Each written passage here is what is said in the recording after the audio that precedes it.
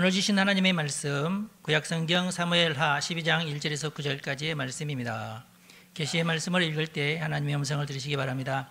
여호와께서 나단을 다윗에게 보내시니 그가 다윗에게 가서 그에게 이르되 한 성읍에 두 사람이 있는데 한 사람은 부하고 한 사람은 가난하니 그 부한 사람은 양과 소가 심이 많으나 가난한 사람은 아무것도 없고 자기가 사서 기르는 작은 암양 새끼 한 마리뿐이라.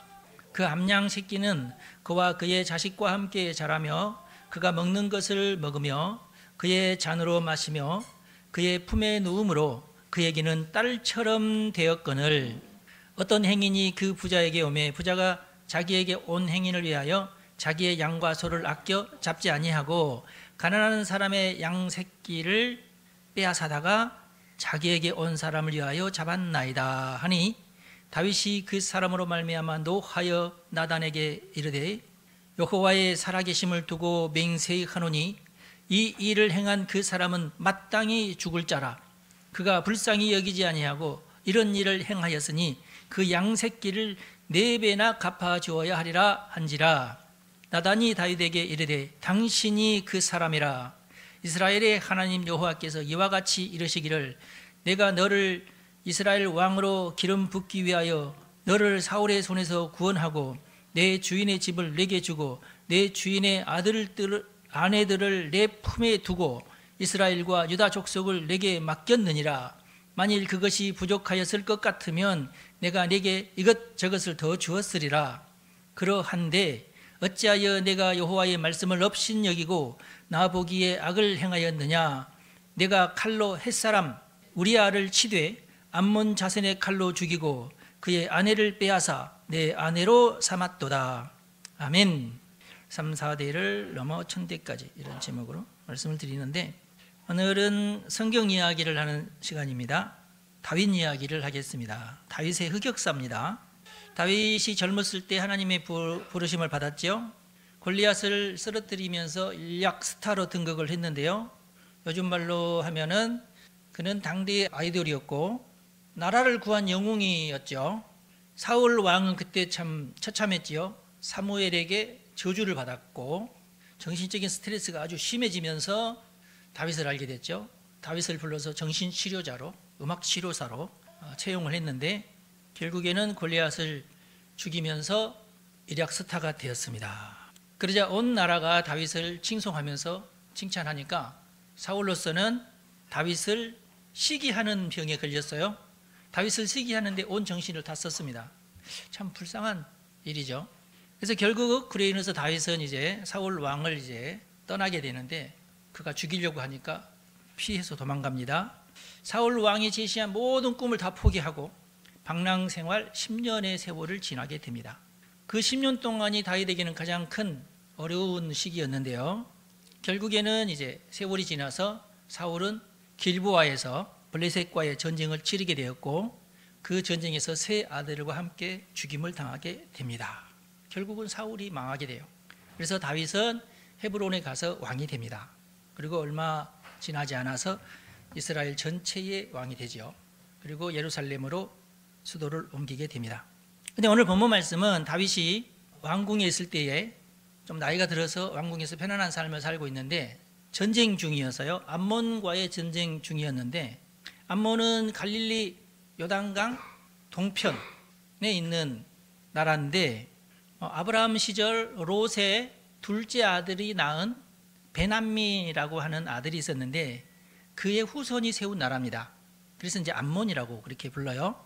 다윗이 이제 나이가 좀 드니까 군대 장관들이 생각할 때에 왕을 모시고 전쟁을 한다는 것이 좀 번거롭다. 이거 뭐 수발드는 사람도 너무 많이 필요하고 움직여야 되는데 왕은 조금 아무래도 좀 이제 민첩함이 덜하니까 왕이시여 이제는 왕궁에 계세요. 전쟁은 우리한테 맡기시고. 그래서 다윗이 그래 전쟁하면 내가 잘하는데 그렇지만은 쉬라고 하니까 가서 쉬게 되었죠. 평생 전쟁 중에 삶을 보냈는데 이제 편하게 쉬게 되니까 영적으로 나태해지기 시작했어요. 사람이 다 똑같아요. 모든 상황이 평화롭게 진행이 되고 자녀들은 잘 자라고 그리고 충성스러운 신하들이 빽빽하게 둘러서 있으니까 뭐 더 이상 뭐 바랄 것은 없죠. 예. 그런데 이제 일상이 이제 무료하게 돌아가고 있었습니다. 모든 상황이 평화롭고 다 좋지만은 일상은 무료했어요. 그의 아내들은 거의 대부분 정략 결혼이었든지 하여튼 자기가 사랑해서 결혼한 그런 상대들이 아니다 보고, 또 자기와 맨 처음에 결혼했던 미갈도 자기하고는 그렇게 친하지 않았어요. 그것도 결국에는 정략적인 결혼으로 맨 마지막에 또 오게 하고 그런 거였으니까 딱히 어떤 로맨스가 없었어요, 삶에서. 그러니까 그것이 제일 다윗으로서는 이제 안타까운 일이죠. 아마 그래서 그랬는지 모르겠지만은 아리따운 밧세바에게 정신이 팔려버리고 말았어요. 이제 드디어 늦깎이 사랑이 시작된 거죠. 늦게 불붙은 그런 상황이에요. 자신의 인생 중에서 한 번도 이렇게 불붙은 사랑을 한 적이 없는데, 여러분, 제가 여러분들 뭐 설득시키려는 것이 아니고 상황이 그렇다 그런 얘기예요. 예. 신학자들이 이 밧세바에 대해서 두 가지 엇갈리는 추측을 내놓았습니다. 한편은 그녀가 다윗 왕을 유혹했다, 이런 신학자들이 있고, 한편은 아니야, 다윗 왕이 권력을 이용해서 부하의 아내를 겁탈한 사건이야. 제 해석은 둘 다 맞다. 그게 제 해석입니다. 그러니까 제가 이렇게 해석을 내린 것은 다윗 왕은 잘못 없어 그런 뜻이 아니에요. 명백하게 그는 아주 치명적인 잘못을 저지르고 말죠. 예. 그렇지만은 이 두 가지 추측 모두가 어느 정도 설득력이 있는 추측이다, 그런 뜻입니다.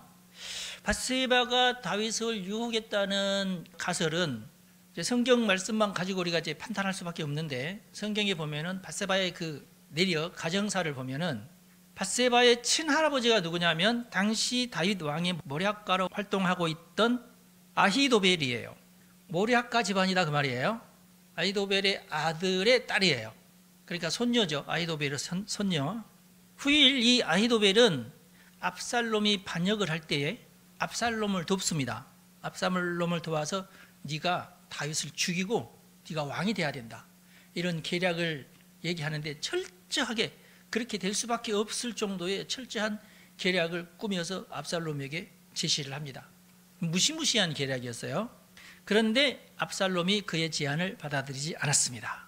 왜 그랬냐 하면은 다윗이 간첩 계략가를 심었기 때문입니다. 후세라는 사람도 계략가였는데 아히도벨보다는 못한 그런 계략가였는데, 다윗이 후세를 몰래 위장해서 네가 잔입을 하게 하고 너에게 만약에 묻거든 네가 나에게 유리하도록 전략을 짜주어라. 그래서 이 후세는 압살롬의 그 뭐랄까 약점, 압살롬 너는 전쟁 같은 거 안 해본 사람이다, 다윗은 평생을 전쟁한 사람이야, 겁을 줬어요.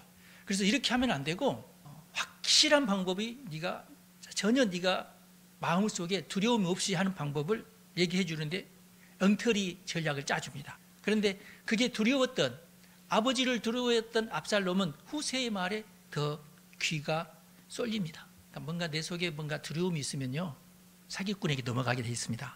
후세가 그 점을 이용했던 거예요. 결국은 그래서 압살롬이 전쟁에서 죽고 맙니다. 아히도벨로서는 다윗이 왼수 같죠. 다윗이 자기 손녀를 강탈해 간 자입니다. 아히도벨 입장에서 제가 생각해 볼 때. 그리고 자기의 아들과 밧세바의 남편인 햇사람 우리아는 절친 사이입니다. 그런데 다윗이 그 우리아를 죽인 거 아니에요? 그리고 자기의 가정을 박살낸 사람입니다, 다윗은. 그래서 나는 원수를 갚아야 되겠어. 다윗은 내가 볼 때 악한 자야. 지금 우리 가정에 제일 우리 가정이 망할 수밖에 없도록 만들어낸 당사자가 바로 다윗이야. 아히도벨은 그렇게 생각할 수밖에 없죠. 그래서 이놈을 죽이고 나는 압살롬 편을 들어야 되겠다, 그렇게 생각했던 것이죠. 그러나 아히도벨은 자신의 전략이 선택되지 않는 것을 보고 이건 끝났다, 다윗이 이긴다, 결국 이렇게 하다가는 다윗이 이긴다.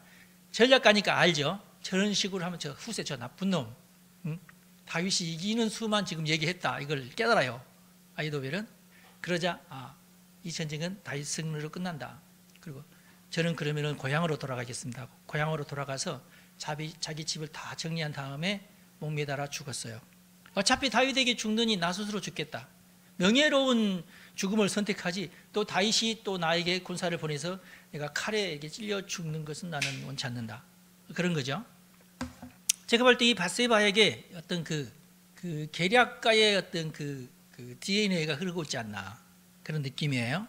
후일 밧세바는 자신의 아들 솔로몬이 왕이 되게끔 하기 위해서 또 계략을 꾸밉니다. 그대로 밧세바가 생각한 대로 다 진행이 돼요. 근데 밧세바의 계략도 솔로몬에게서는 통하지 않습니다. 왜냐하면 밧세바의 아들이 솔로몬이잖아.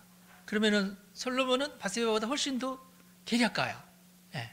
그래서 밧세바가 솔로몬에게 뭔가를 제시하는데 솔로몬은 단칼에 그것을 거절하고 밧세바를 쳐내죠.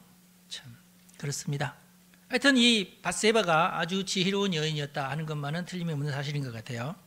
근데 다른 후궁들도 많이 있었는데 대부분의 후궁들은 사실 외국인이었거든요. 외국 공주들. 그러니까 자기의 본 고향이 아니야, 예루살렘이. 다른 나라에서 온 자들이기 때문에 그 예루살렘 안에 아는 사람이 없어요. 밧세바하고 틀리죠. 밧세바는 그 할아버지 때부터 유력한 가정이었고 그 할아버지의 고향도 예루살렘에서 굉장히 가깝습니다. 그래서 제가 진짜 그런 말은 없지만 밧세바는 예루살렘 출신이었을 것이다.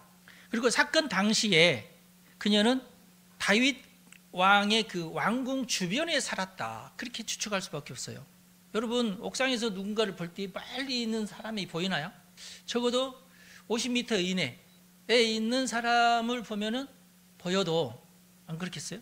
그러니까 왕궁 주변에 살았다는 얘기는 뭔가 좀 땅값이 비싼 곳이었을 가능성이 크죠. 예.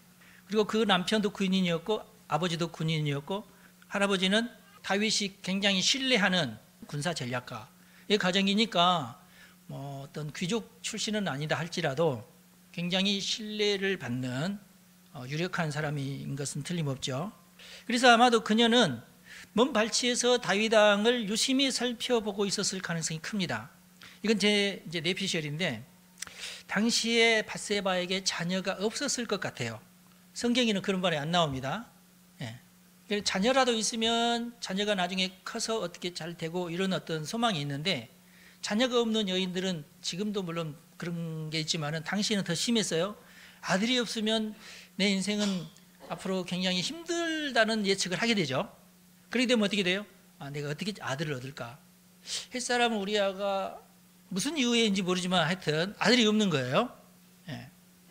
그래서 그녀는 자신의 미모를 이용해서 왕자를 낳을 계략을 꾸몄을 가능성이 그래도 조금은 있을 거다. 그게 제 추측입니다. 성경에 있는 말은 아니에요. 제가 드라마를 쓰고 있는데 여러분들 그렇게 이해를 하시기 바랍니다. 신령한 말씀은 아니에요. 사건 당일 밧세바가 자기 집 옥상에서 목욕을 하고 있었는데요. 다윗이 우연히 보니까 옥상에서 어떤 젊은 여인이 목욕을 하고 있는 거예요. 아름다운 몸매를 지녔습니다. 얼굴도 예뻐요. 넋을 놓고 쳐다보다가 그만 사랑에 빠졌어요. 그리고 그녀를 왕궁으로 초대하게 됩니다. 학자들의 얘기를 들어보면 당시의 여인들은 집집마다 우물이 있었고 우물 곁에 가림막을 쳐놓고 거기서 이제 목욕을 하는 그런 풍습이 있었다고 그래요. 간혹 이제 그런 공간이 여의치 않는 사람들은 이제 옥상이 보통 이제 평평한 옥상이니까 당시에 건물들이 옥상에다가 이제 가림막을 쳐놓고 물을 길어다가 거기서 이제 목욕을 하는 경우도 있었지만 굉장히 번거로운 일이죠. 물을 우물에서 길러서 옥상까지 끌고 가지고 올라가야 되니까 쉬운 일은 아니었다 그 말씀이에요. 근데 당시에는 집에 밧세바 혼자 있었어요. 할아버지도 없고 아버지도 없고 그리고 남편도 없어요. 그러면 혼자 그 목욕물을 이고 지고 옥상으로 끌고 가야 되는데 어려운 일입니다. 뭔가 계략이 있으니까 그게 가능했을지 모르지만 그리고 이제 옥상에다 가림막을 치고 당연히 가림막을 치고 이제 목욕을 하는데 놀랍게도 왕궁을 향한 쪽에는 가림막이 없었다는 거. 너무 심한 추측인가요? 가능한 추측인가요? 가림막 전혀 없이 그 미친 짓이 지금 그렇죠? 네. 아무리 생각해도 그 미친 짓이에요. 그런데 왕궁 쪽으로는 열려있는 채 목욕을 했다는 거예요. 그래서 이것을 볼 때 밧세바가 유혹을 목적으로 옥상 목욕을 감행했다고 짐작할 수 있습니다. 만약 그녀가 다윗 왕을 마음에 두지 않는 정숙한 여인이었으면은 그녀가 그런 알몸 퍼포먼스를 단행하지는 않았을 것이다 고 추측할 수가 있는 거죠. 물론 그녀는 여인이었고 다윗은 왕이었고 전시 상황이기 때문에 자신을 지켜줄 남성이 사실 그 주변에 없었잖아요. 무방비 상태이죠. 그녀는 순간의 실수였다고 우리가 치더라도 그쪽으로 향한 가림막을 이렇게 쳐야 되는데 번거로우니까 누가 나를 보겠어 이 저녁에 하고 안 쳤다는 실수를 우리가 가정한다고 쳐도, 그래서 나는 원치 않는데 그만 다윗 왕에게 내가 농락을 당했다, 그럴 수도 있죠. 물론 그럴 가능성도 있어요. 하여튼 이렇든지 저렇든지 간에 판단은 각자의 몫입니다. 성경은 다윗이 잘못했다고 분명하게 기록하고 있어요. 이유가 어떻든지 간에 다윗은 그 어떤 유혹에도 흔들리지 말아야 됩니다. 아셨죠? 남성 여러분, 어떤 유혹이 여러분 앞에 아른거려도 여러분의 마음이 흔들려서는 안 돼요. 그게 정답입니다. 동의하십니까? 남성 여러분, 정답은 그거예요. 어떤 유혹이 내 앞에서 아른거려도 거기에 내가 동의해서는 안 돼요. 네가 나를 유혹했어. 네가 나를 유혹했으니까 나는 어쩔 수 없이 너를, 그건 아니죠. 성경은 지금 그걸 말하는 겁니다. 그렇다 하더라도 그렇다고 말이에요. 자기가 왕이기 때문에 나는 얼마든지 내 멋대로 할 수 있어. 그래도 그래서는 안 되죠. 아시겠죠? 내게 그럴 수 있는 권력이 있어도 그러면 안 되는 거예요. 또 순간 내가 참을 수 없는 욕정이 올라오는 바람에 내가 무분별한 일을 저질렀어. 그래 어쩔 수 없었을 것 같아. 여러분 그건 아니죠. 예. 내가 저 사람을 죽이고 싶어도 죽이면 안 되죠. 그렇죠? 내가 저 돈을 훔치고 싶지만 훔치면 안 되죠. 너무나 당연한 거예요. 모든 죄는 그렇습니다. 그럴 수 없는, 어쩔 수 없는 상황에 내가 처했지만 그건 아니죠. 그래서는 안 되죠. 하나님이 보고 계시잖아요. 그런 범죄를 저질렀고 그 범죄는 돌이킬 수 없는 파국으로 치닫게 됩니다. 결국은 그 범죄로 인해서 어떤 파국이 옵니까? 우리아를 죽일 수밖에 없는 파국으로 몰고 갇히는 거예요. 자기 인생을. 누구 책임이야? 누구 바세바의 책임이야? 우리아의 책임이야? 우리아가 다윗이 얘기한 대로 그 자기 집에 가서 잤으면은 이런 일도 안 일어나는데 그래서 우리아가 잘못한 거야? 아니야. 그렇지 않아. 결국은 본인이 책임져야 돼요. 죄인들은 핑계거리가 많아. 이렇다 저렇다 하면서 말이 많아. 그렇지만 절대 그런 거 가지고 하나님께서 그러면 좀 깎아줄까? 아니야. 그건 아니에요. 이게 바세바에게도 이런 의도가 있었다고 하는 것은 그래서 다윗을 용서해 줘야 된다는 말을 하려고 하는 게 아니에요. 그런 상황이, 그런 음모가 이렇게 펼쳐진다고 해도 죄는 짓지 말아야 됩니다. 그게 정의예요. 진실이고 진리입니다. 죄는 짓지 말아야 돼요. 만약에 그런 계획을, 다윗과 바세바를 이어줄 계획이 하나님에게 있었다면 하나님께서 나름대로 어떤 계획을 실천하셨겠죠. 내가 거기에 막 하나님인 것처럼 개입해가지고 내 인생은 내 거야. 그것은 아니다. 그것은 자신을 파멸로 모은다. 자기 자신만 파멸로 모으는 게 아니라 자기 집안을 파멸로 몰게 되죠.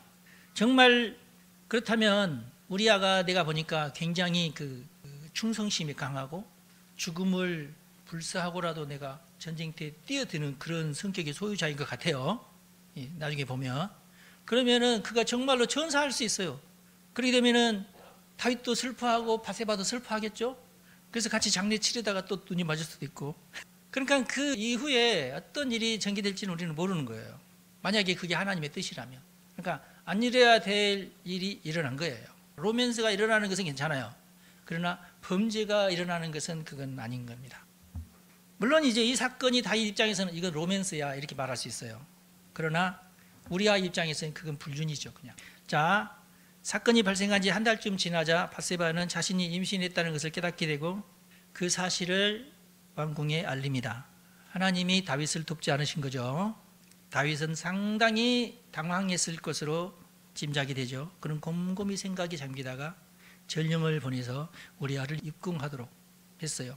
우리아는 사령관급은 아니지만은 다윗의 용사그룹에 속혀 있었기 때문에 상당한 전투력과 숙련된 지도자급 장교였을 것이다. 그렇게 짐작할 수 있죠.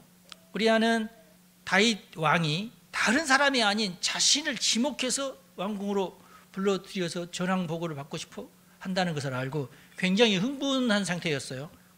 내가 왕에게 부름을 받고 가서 전투 상황을 자세하게 보고를 해야 되겠다.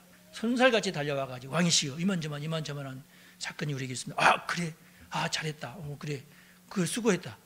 술 한잔 먹어라. 술을 과하게 먹이고 그래, 너 수고했으니까 너는 오늘 집에 가서 편안히 자거라. 자, 그러면은 이제 모든 문제는 다 해결되는 거예요. 완전 범죄. 근데 완전 범죄가 어디 있어요?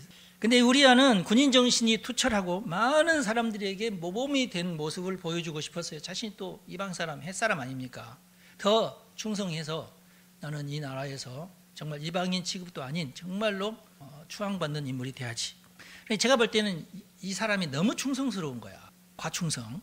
자기에게 온 이 기회가 나는 이제 그래도 내가 이제 앞으로 영광스러운 군인이 돼야 되겠다. 그리고 전우회가 나는 투철해서 많은 동료 군인들에게도 나는 존경을 받는 그런 군인이 돼야 되겠다. 이렇게 잘 나가다가 나중에 요압을 뒤를 이어서 군대 장관이 될 수도 있겠다. 이런 어떤 정치적인 소망도 있었을지 몰라요. 그러면서 집에 가서 자라고 하는데 왕궁을 지키는 병사들과 함께 잡니다. 왕이 집으로 가라고 하는데 내 동료들이 지금 그 전장에서 따뜻한 방과 침대에서 편안하게 잠을 자지 못하고 그 전장에서 얼마나 힘겹게 자고 있는데 나만 가서 편안하게 잠을 자? 아니야. 지금 전시 상황이야. 군인이 그래서는 안 돼. 군인 정신으로 아주 투철한 충성스러운 지나친 충성심이 그를 죽음으로 몰아갔습니다. 충성심이 죄인가요? 아니야. 그는 의로운 사람이었습니다. 하나님은 의인의 죽음을 모른 척하지 않습니다. 다윗은 하루 더 우리아를 해유해 보려고 했지만 실패로 돌아가고 하는 수 없이 편지를 써서 요압에게 우리아를 최전선에서 죽게 하라. 결국 죽어요. 요압은 무슨 일인지 잘 알지도 못한 상황에서 이 사람을 특별히 불러들인 이유가 있고 이 사람이 죽게끔 해야 될 무슨 문제가 있는가 보다. 그 사정은 모르잖아요. 하여튼 시키는 대로 이렇게 했어요. 우리아가 죽은 후에 다윗은 밧세바를 정식 후궁으로 입궁하게 하였습니다. 밧세바는 아들까지 낳고 행복한 삶을 살게 됐는데 문제는 나단 선지자가 다윗을 찾아옵니다. 하나님이 나단 선지자에게 너 다윗에게 가서 이렇게 얘기해라. 왕이시여 드릴 말씀이 있습니다. 우리 동네에 구두쇠 부자가 살고 있는데요. 그가 키우는 양과 소가 어마어마합니다. 그런데 바로 그 옆집에 가난뱅이가 살고 있는데 그가 부자에게 외상으로 양을 한 마리 샀습니다. 애지중지 키웠는데 이제 유대인의 탈무드에 보면은 가난한 자에게 부자가 외상으로 양을 한 마리 줄 수 있어요. 그리고 나중에 이 양을 잘 키워서 새끼를 낳게 되면은 그 낳은 새끼를 어느 정도 지가 부자에게서 받은 크기만큼 키우면은 그 한 마리를 그냥 부자에게 주면 돼요. 동족끼리는 이자가 없습니다. 유대인들은. 동족이 아닌 민족에게는 이자를 받지만 동족에게는 이자를 받지 않아요. 시간이 지나도. 좋은 법이죠. 그래서 부자가 그 가난한 자에게 아량을 베푼 거예요. 그러니까 너도 열심히 살아서 부자가 되어라. 내가 양 한 마리 줄 테니까. 근데 이게 나중에는 갚아야 돼요. 그런데 한 손님이 왔어요. 부자에게. 손님을 대접하려고 하는데 손님이 한 명이었나 봐요. 손님이 한 10몇 명 왔으면은 큰 양 2마리 잡아라 이렇게 될 텐데 한 명을 위해서 다 큰 양을 잡으려니 이 구두쇠가 이게 좀 아까워. 남겠는데 남으면은 또 주변에 나눠주면 되잖아. 근데 구두쇠잖아. 가만히 보니까 내 이웃집에 내가 꽂은 양 한 마리가 딱 저놈을 잡으면은 이 손님 먹고 나도 먹고 그럼 딱 끝날 것 같아. 그래서 내가 당신 줬던 양을 오늘 주라고. 아니 왜 그러시냐고. 내가 키워서 새끼를 낳으면 드릴게요. 아니야. 안 그래도 되니까 오늘 주라고. 근데 이 가난한 이웃은 사실 그 양을 너무너무 좋아했어요. 그 아들들도 너무너무 좋아하고 키우고 서로 정말 딸처럼 여겼다. 성경에는. 심지어는 그 양이 너무 귀해서 이 가난뱅이가 잘 때 같이 품고 잘 정도로 딸처럼 여겼다. 그렇게 돼 있어요. 여러분 그거 뺏으면 돼요? 안 돼요? 안 된다고. 그래서 뺏어 가가지고 손님을 대접하고 말았어요. 다윗이 노발대발 이런 천하의 몹쓸 놈이 다 있나. 네, 이놈을 당장 잡아다가 홍구멍을 내놓으리라. 그 못된 부자가 누구냐? 네, 그 자는 바로 당신 다윗 왕입니다. 네. 나단은 다윗에게 당신의 죄로 인한 저주를 쏟아 부었어요. 성경에 보면 아주 어마어마한 저주가 기록되어 있어요. 다윗은 크게 놀라고 하나님이 이 선지자를 나에게 보내서 나를 책망하시는구나. 크게 회개하고 용서를 구합니다. 그런 내용들은 이제 시편에 굉장히 많이 기록되어 있죠. 하나님은 다윗을 용서해 주셨어요. 그러나 이 일로 말미암아 여호와의 원수가 크게 비방할 거리를 얻게 되었으니 당신이 낳은 아들은 정녕 죽게 됩니다. 그래서 다윗이 이 아들을 죽지 않게끔 하기 위해서 금식 기도를 했는데도 하나님은 그 아들을 죽여버립니다. 7일 만에 아이가 죽어요. 신하들은 감히 이 슬픈 소식을 다윗에게 전하지 못했는데 다윗이 기도하다가 가만히 눈치를 보니까 아들이 죽은 것 같아. 그래서 목욕 재개하고 다 왕복으로 갈아입고 가서 맛있게 밥을 먹고 신하들이 와가지고 아니 아들이 죽었는데도 그렇게 맛있게 먹냐고. 죽은 아들을 내가 이제는 어떻게 하나님이 살려주셔야 되는데 이제 죽었다. 내가 그에게 갈 수는 있어도 그가 나에게 올 수는 없지 않느냐. 밥 먹어야지. 그 후 밧세바는 또다시 잉태해서 솔로몬을 낳습니다. 근데 그 다음이 문제예요. 그 다음에 성경책을 보면은 이 나단이 예언한 대로 다윗의 집안이 이제 풍비박산이 되는 거야. 서로 죽이고 죽고 막 이러는. 왜 그렇습니까? 아버지의 불륜을 목격한 아들들이 그리고 밧세바를 끼고 솔로몬을 너무 사랑하는 것을 보고 이러다가 왕위가 내게 오진 않을 것 같은데 이런 생각을 이미 다 큰 아들들이 다 하는 거야. 어떻게든지 아빠에게 잘 보여가지고 왕이시여 충성하다가 아버지가 주는 왕위도 받고 이래야 되는데 그러니 그때까지는 절대로 어떤 도덕적인 죄도 안 짓고 이렇게 돼야 되죠. 그렇죠? 왕의 눈에 어긋나면 안 되니까. 그렇게 착실하게 잘 살던 아들들이 이제 막가파 인생을 살게 됩니다. 그때부터 아버지도 저랬는데 뭐 이렇게 된 거예요. 이게 이제 중요합니다, 여러분. 아버지 되신 여러분, 이거 중요합니다. 이게 자녀들이 모를 것 같아도 다 알아요. 배다른 동생을 겁탈하는 일도 생기고 압살롬이 그것 때문에 그 형을 죽이고 그런 일들이 벌어지죠. 유혈 사태. 그런데 다윗 왕이 그런 모습을 보고도 아무 말도 못해요. 왜? 자기가 그 모든 죄의 뿌리니까. 애들한테 이래라 저래라 말을 못하는 거야. 너 잘못했다, 너 잘했다 이 말을 못하는 거야. 급기야는 압살롬이 반역을 일으키게 되죠. 물론 이 반역에서 다윗은 가까스로 하나님의 도우심으로 위기를 모면하게 되는데요. 성경은 하나님 앞에 죄를 범하면 3, 4대까지 저주가 임한다고 기록하고 있어요. 그러나 하나님의 계명을 잘 지키는 자에게는 1000대까지 은혜를 베푼다고 기록하고 있어요.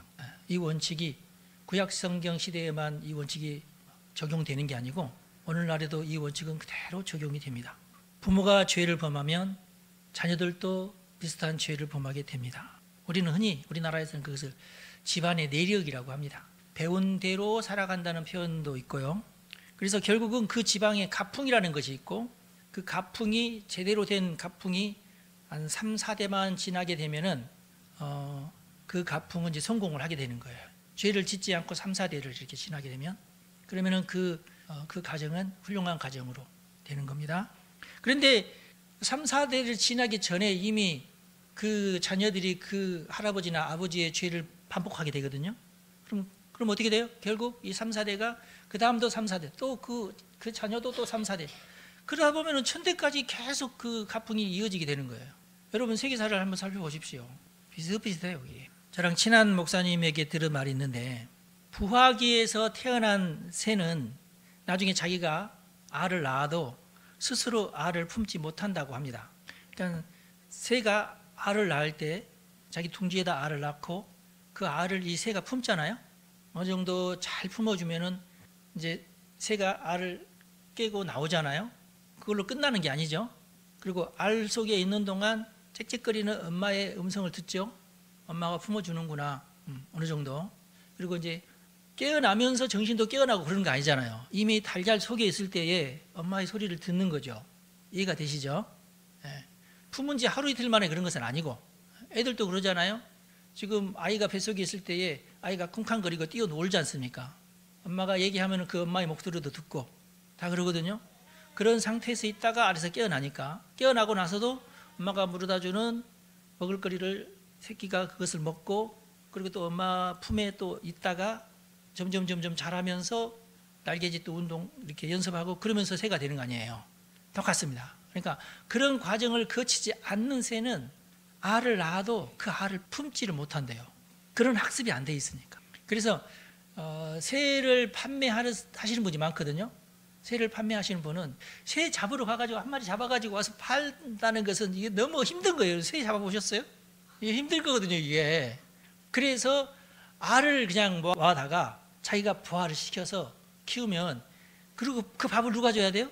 어미새가 주는 게 아니라 그 새 주인이 줘야 돼요. 그럴 때에 이 새들이 내 말을 잘 들어요. 사람이 엄마인 줄 알고. 정상적인 새는 아니죠.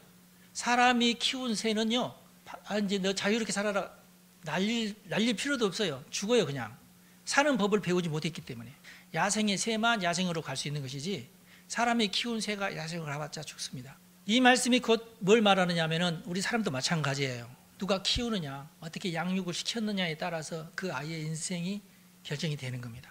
그런데 우리 하나님께서 이것을 너무나 이제 안타깝게 여기시고 이 저주의 고리를 끊기를 원하셨어요.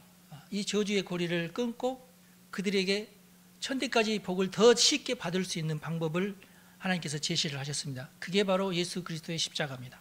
십자가로 너의 모든 저주를 단박에 내가 끊어주겠다. 그러니까 이제부터 너는 십자가를 믿고 성경 말씀을 이제 배우고 그 말씀대로 살아라. 그러면 너는 이제 나머지가 3, 4대까지잖아. 그러니까 3, 4대만 지나면 너는 완전히 성공할 수 있어. 그런 길을 열어준 것이 바로 신약 성경이에요. 그게 바로 예수 그리스도의 십자가고. 그래서 예수를 믿는 순간 여러분들은 이제 저주가 끊어지기 시작하는 거예요. 언제부터 예수를 믿었느냐가 아주 중요한데, 다 자라서 예수를 믿었다고 하면 아직 안 끊어지는 것이 있겠죠. 습관된 게 있을 거 아니겠어요? 그것을 그 다음 때에서는 끊어지게 또 돼 있어요. 왜냐하면 하나님의 말씀으로 십계명으로 아이들을 또 가르칠 거 아니겠어요. 그러면은 그게 몸에 익는다고. 근데 그게 몸에 익지 않으면 조상들이 했던 것을 그대로 할 수밖에 없어요. 습성이 그렇게 돼 있으니까. 성경 말씀이 진리의 말씀입니다. 온 인류에게 공통적으로 적용이 되는 하나님의 말씀입니다. 그래서 우리가 말씀을 통해서, 그리고 예수 그리스도의 대속적 십자가를 통해서 3, 4대가 지난 후에는 모든 저주가 끊어지게 되는 줄로 믿으시기 바랍니다. 그러면서 천대까지 은혜를 받게 되는 거예요. 성경 말씀에 분명히 써 있죠. 출애굽기 20장에 보면은 너를 위하여 새긴 우상을 만들지 말고 그것들에게 절하지 말며 섬기지 말라. 나를 미워하는 자의 죄를 갚되 아비로부터 아들에게로 3, 4대까지 이르게 하거니와 나를 사랑하고 내 계명을 지키는 자에게는 천대까지 은혜를 베푸느니라 그랬어요. 우리는 이 계명을 명심해야 됩니다. 성경 말씀이 주는 역사적인 교훈을 절대 쉽게 여기지 말고 정확하게 해석을 하고 자신의 삶에 적용할 줄 알아야 됩니다. 그리고 나보다 더 나은 삶을 내 후손들에게 물려줘야 되겠다. 그런 마음으로 열심을 품고 신앙생활에 최선을 다해야 됩니다. 여러분, 이 원리를 절대 잊지 말으셔야 돼요. 왜 나는 흙수저로 태어났는가? 그런 것 생각할 겨를이 없어요. 나부터 시작하면 되는 거예요. 그게 복음이에요. 걱정하지 마십시오. 하나님이 도와주십니다. 이럴 수밖에 없었어. 는 없어요. 참새 한 마리도 우리 하나님은 도우시는 분이십니다. 성경에 나와 있잖아요. 근데 하물며 여러분들은 하나님의 자녀 아닙니까? 하나님이 도와주십니다. 절대 포기하지 마십시오. 하나님께서 여러분들에게 복을 주십니다. 충분한 복을 주십니다. 물론 여러분들이 받고 싶어하는 복은 뭐 예를 들어서 이건희나 이재용이나 이런 사람들이 받는 복은 아니야. 근데 그런 것은 꿈도 꾸지 마시고 의미도 없고요. 그 사람들은 그 사람들 나름대로 고통이 있어. 이재용이도 지금 1년에 뭐 어마어마한 세금, 상속세 다 냈나 이제 그동안? 돌아가신 지 5년 지났나? 상속세가 12조니까 우리나라 참 미친 나라긴 한데, 여러분 그 갚을 능력 있으신가요? 그래서 오죽했으면 우리가 분할해서 상납하겠습니다. 지금 그러고 있잖아요. 그러면서 지금 삼성이 지금 허덕이고 있잖아요. 지금. 그럼 여러분 소망을 가지고, 하나님께서 여러분 편이십니다. 하나님께서 여러분 도와주십니다. 나는 범죄를 저지를 수밖에 없어. 아니요, 그렇지 않아도 돼요. 하나님의 방법이 훨씬 좋습니다. 훨씬 편안하시고, 훨씬 더 시간도 단축시키고 하나님의 도우심을 끌어당기는 삶을 사시기를 바랍니다. 말씀을 믿으십시오. 하나님께서 여러분과 함께 하십니다. 기도하겠습니다. 하나님 아버지, 우리에게 계명을 주시고 우리가 복을 받을 수 있는 바른 삶을 살게 하시니 참 감사합니다. 우리는 하나님이 주신 계명이 참 정이고 올바름임을 믿습니다. 또 우리의 연약함을 위해서 독생 성자 예수 그리스도 이 땅에 보내주시고 우리의 죄를 대신 지고 십자가에 달려 돌아가게 하셨으니 참으로 감사합니다. 우리는 주의 공로와 십자가를 의지하여 믿음으로 하나님의 자녀가 되었으니 천대까지 받을 수 있는 하나님이 주시는 복을 소망하면서 건강하고 성실하게 살아가게 하옵소서. 오늘 약속의 말씀을 믿고 하나님을 예배하는 우리 성도들을 축복합니다. 하늘의 복으로 땅의 복으로 자녀의 복으로 충만하게 베풀어 주옵소서. 우리 주 예수님의 이름으로 기도합니다. 아멘. 여러분 축복합니다.